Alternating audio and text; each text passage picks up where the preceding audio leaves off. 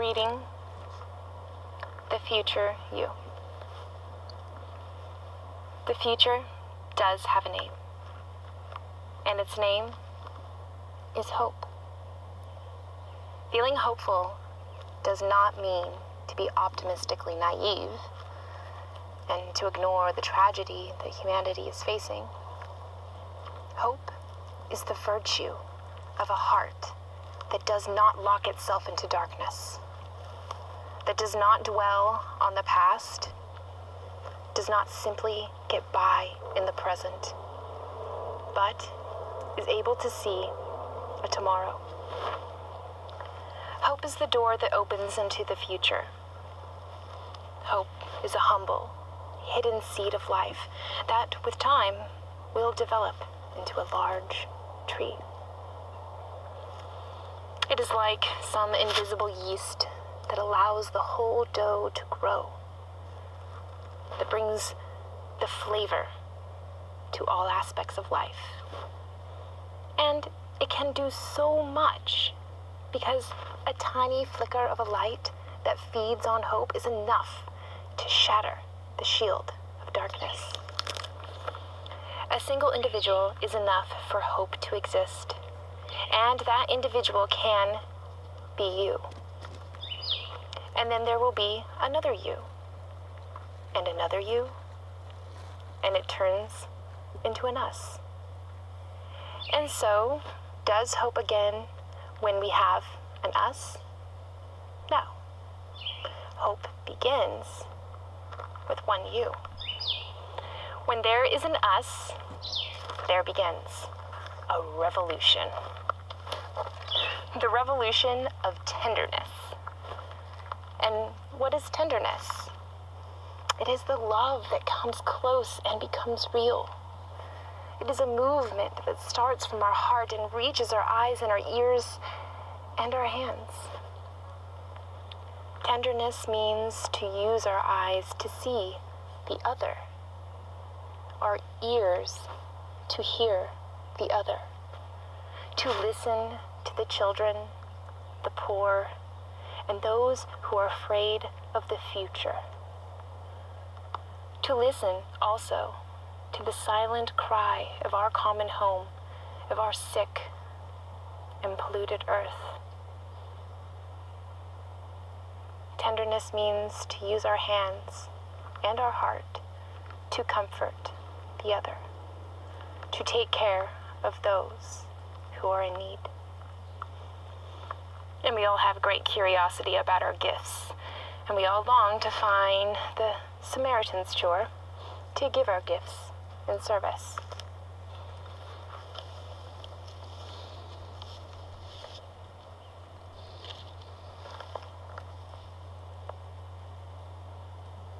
So yes, tenderness is the path of choice for the strongest. Most courageous men and women, tenderness is not a weakness. It is a fortitude. It is the path of solidarity and the path of humility. The more powerful you are, the more your actions will have an impact on the people. And the more responsible you are to act humbly. If you don't, your power will ruin you, and you will ruin the other. And power is like drinking gin on an empty stomach. And you feel dizzy, and you get drunk, and you lose your balance. And you will end up hurting yourself and those around you if you don't connect your power with humility and tenderness. Tenderness is the language of young children, of those who need the other. A child's love for mom and dad grows through their touch, through their gaze, through their voice, their tenderness. I like when I hear parents talk to their babies, adapting to the little children, sharing the same level of communication. This is tenderness. It's being on the same level as the other.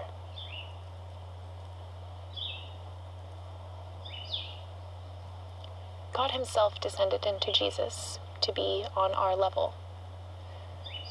This is our same path that the Good Samaritan takes. This is the path that Jesus himself took. He lowered himself.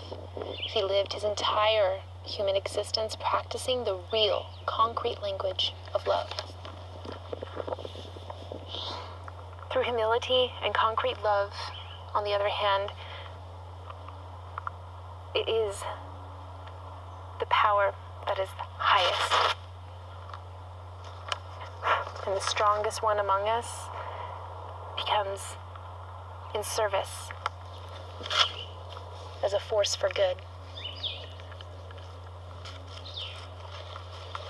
The future of humankind isn't exclusively in the hands of politicians, of these great leaders, or of big companies. But the future is most of all in the hands of those people who recognize the other as a you, and themselves as part of an us. We all need each other, and so please, think of me as well with tenderness, so that I can fulfill the task I have been given for the good of the other, of each and every one, of all of you, of all of us. Thank you.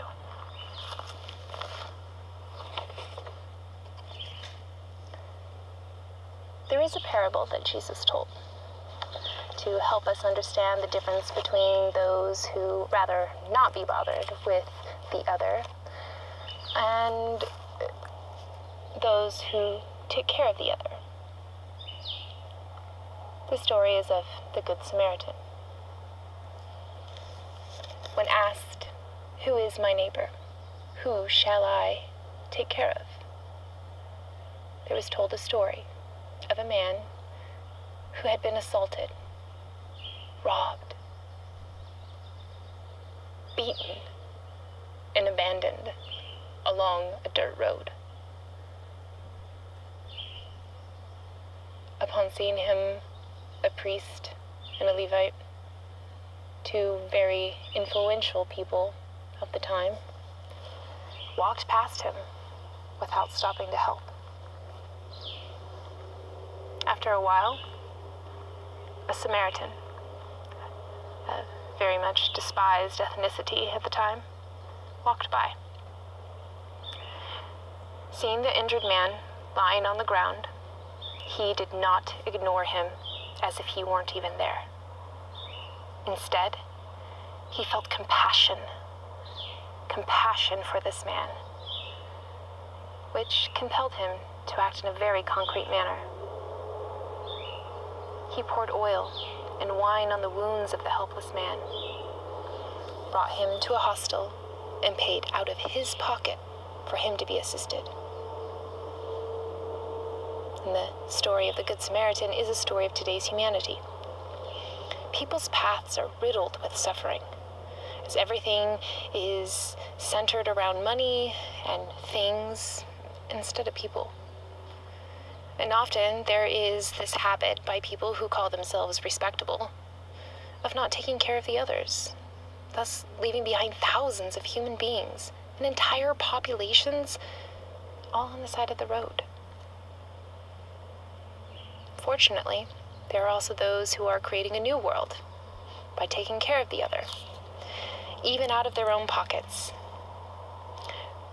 Mother Teresa actually said, "One cannot love unless it is at their own expense."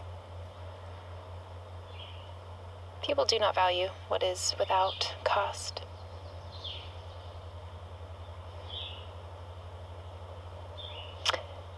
We have so much to do, and we must do it together. But how can we do that with all the evil we breathe every day? Thank God. Thank God that there is no system that can nullify our desire to open up to the good, to the compassion, and to our capacity to react against evil, all of which stems from deep within our hearts. Now, you might tell me, sure, these are beautiful words. But I am not the Good Samaritan, nor Mother Teresa of Calcutta. On the contrary, we are precious. Each and every one of us. Each and every one of us is irreplaceable in the eyes of God.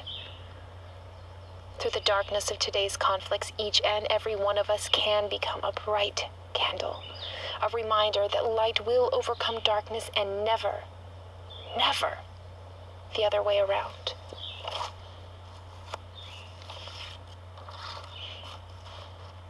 How wonderful would it be if the growth of scientific and technological innovation would come along with more equality and social inclusion?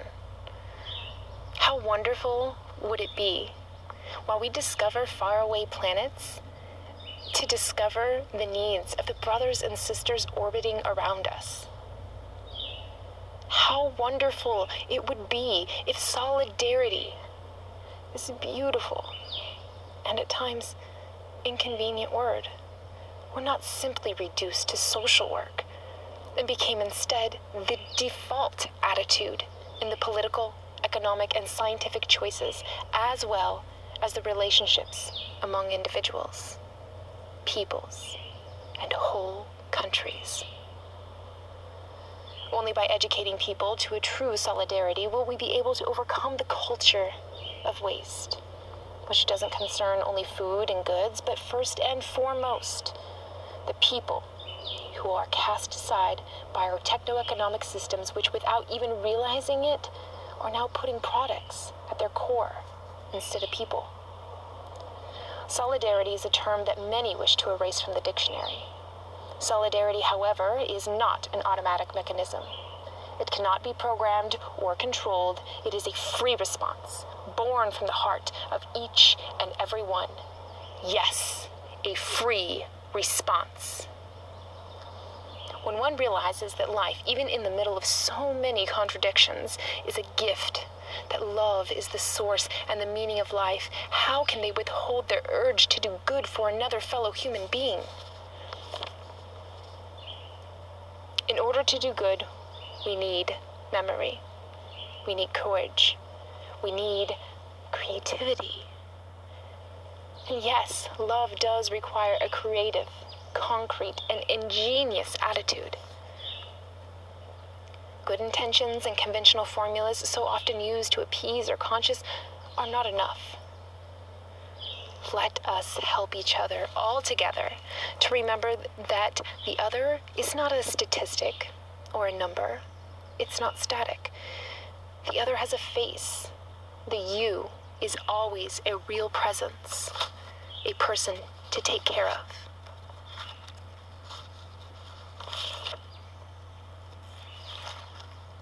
The harsh judgment I hold in my heart against my brother or my sister, the open wound that was never cured, the offense that was never forgiven, the rancor that it only goes to hurt me. All are instances of a fight that I carry within me. A flare deep within my heart that needs to be extinguished before it goes up in flames, leaving only ashes behind. Many of us nowadays seem to believe that a happy future is something impossible to achieve. While such concerns must be taken very seriously, they are not invincible. They can be overcome when we don't lock our door to the outside world. Life flows through our relations with others. And our future is made of encounters. And everyone's existence is deeply tied to that of others. Life is not time merely passing by. Life is about interactions. We have all met the fate of those who are left with nothing. We know the discarded people. We all need each other. None of us is an island. Some autonomous and independent I.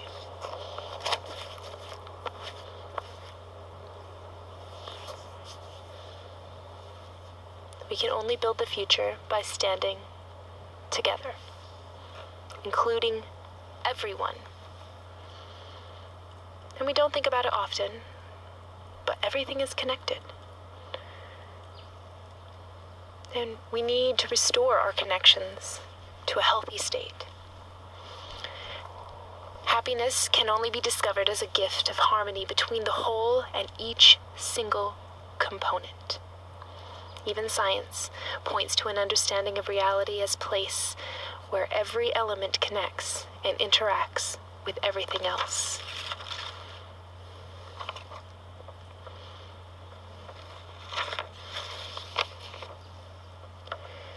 If we had God's word always in our heart, no temptation could separate us from God.